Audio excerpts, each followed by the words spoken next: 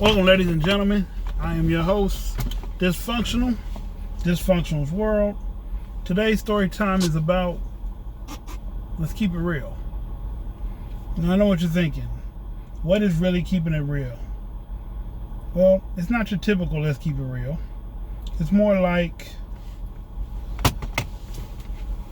let me set the tone. It's more like this. I'm a mental health advocate. If y'all didn't know, if y'all watch the show, I suffer from a mental illness. So to set the stage, the year is 2004. Yeah, 2004. I'm thinking, wasn't hot, wasn't cold, so it had to be February, March. I didn't have a job. I think I had unemployment coming in. Not quite sure. Had a little money. I was stressed and depressed about my second wife. We had a very bad divorce. It felt like she tried to take my daughter away. She did. I had a dog. She took the dog away. I had a good job. I got fired. And it had me devastated. It had me in the woes. It had me in the lowest of woes. It had me thinking, like, this can't be worse. It can't get any worse than this. I think it did. Something else happened. I had a pistol. And I went to the Cheesecake Factory. So in 2004, the Cheesecake Factory was real booming. A lot of people, I mean, it still booms, but a lot of people weren't on Cheesecake Factory. So my daily routine when I had a job, I get off work, depending on the day, I get off at nighttime, unless it was like a Tuesday or Wednesday, then I had like a daytime job. But I think Thursday, Friday, Saturday, Sunday, I had a nighttime job. Monday and Tuesday I was off. Wednesday I got off in the daytime. Okay. So normally from Thursday, Friday, yeah, from Thursday to Sunday, Thursday to Friday definitely, when I get off work I would go to the Cheesecake Factory. I would order me a drink, sometimes food, sometimes not, and I'd head home. Well, this particular day, I went in the Cheesecake Factory. I ordered me a really big meal, and I had the plan of committing suicide that night. That night I was hell bent that I was gonna kill myself. I was gonna eat a good meal, drink a little something, go to wherever I was planning to go to, and off myself. So the whole vibe that I'm giving off is that I'm lonely, that I'm sad, or maybe it wasn't. I don't know. But I was sitting at the bar. I wasn't sitting at like a regular table. I was sitting at the bar.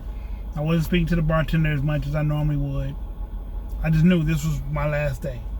And this couple walks in. So it had to be, maybe it was a little, might have been November then. Yeah, well, let's go there. Let's say it was November, because football was on. This couple walks in, older couple walk in. And they sit next to me, and out of nowhere, the husband asked me, "Well, there's a thing going down in Birmingham.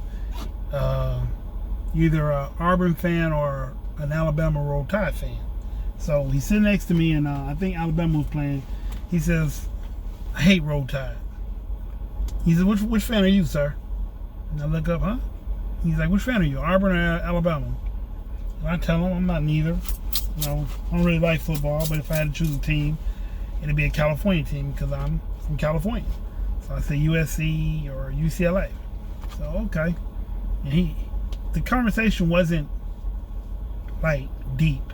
It wasn't anything deeper than an exterior conversation. But in talking to them for the 25 minutes that I did, I changed my mind about killing myself. So I'm keeping it real, right? So, like I said, I said the things that had me depressed. I'm 40 years old now. Came January, I became 40. I turned 40. And I'm looking back at my life, and I'm like, there was a lot of times that I was going to throw it away. There was a lot of times that my depression was beating my back out. You know what I'm saying? That my bipolar was taking control. And I'm happy to say I'm still here. So on the keep it real part, I'm keeping it real. I'm being vulnerable. I'm being honest and truthful like I always am. But I had it in for myself that night. And like I said, I can't remember to this day the exact words that were said.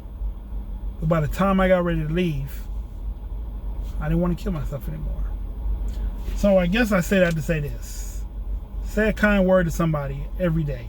You never know how impactful that kind word might be. It might be something to change the rest of their life.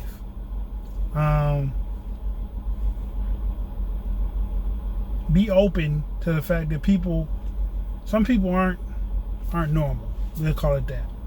So you have to approach them and deal with them a little differently. But the kind word goes so far. Hey, how you doing? Any small thing, just to show that you care. Because you know what? A lot of times, a lot of people spiral out of control and do things to themselves or others because they didn't have a listening ear. You know, that's it. You know, a lot of people do things to each other because they don't have a listening ear.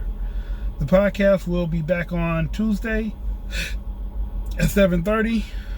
Please tune in. We'd love to see you.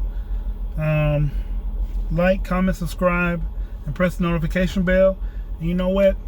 I realize I've been telling y'all I got new music coming, and I haven't put any out. So not my new stuff. So I have a surprise for all y'all when I do drop my next single. Just stay tuned for it. Stay ready. With that being said, I'm that lovable host of y'all's Dysfunctional World. Peace.